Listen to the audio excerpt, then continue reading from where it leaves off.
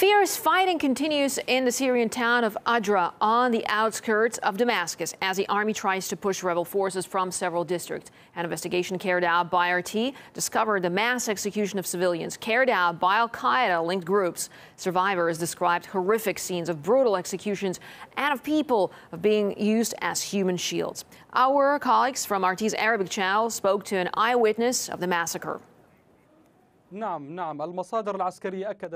sources in the military say radical Islamist fighters entered the town of Adra and massacred local civilians.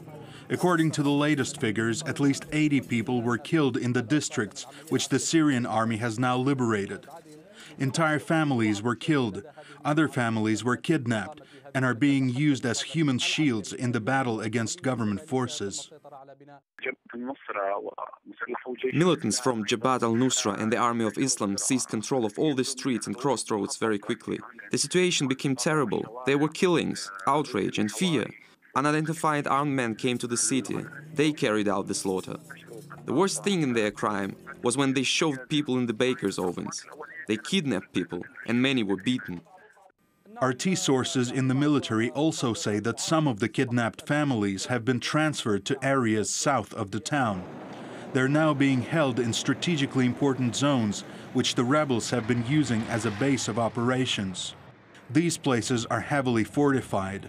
Sources also say the total death toll in Adra may in fact increase, because the Syrian army has not yet liberated the entire town. Geopolitical analyst Patrick Henningsen told RT that events in Adra show that Western encouragement of rebel forces is only delaying any hope of peace in Syria. If there is any Western governments that want to have any dialogue or engage in any dialogue with these groups, these are the same Western governments that saying that we don't talk to terrorists, we don't negotiate with terrorists. And here, just a mere idea of wanting to include the radical Islamic elements into the conversation and for the future of Syria is ridiculous, just on the basis of Western policy over the last 20 or 30 years. It doesn't make any sense at all. What it does, though, indicate is that there is involvement, absolutely, by Western intelligence agencies that do have links to some of these radical jihadist groups, and that has been proven throughout history and is also the case today. The first thing that needs to happen for any peace talks to succeed is the Western governments cannot be involved in any way, shape, or form, either through proxies or through their intelligence agencies or third parties, with arming, financing, equipping, giving aid of any kind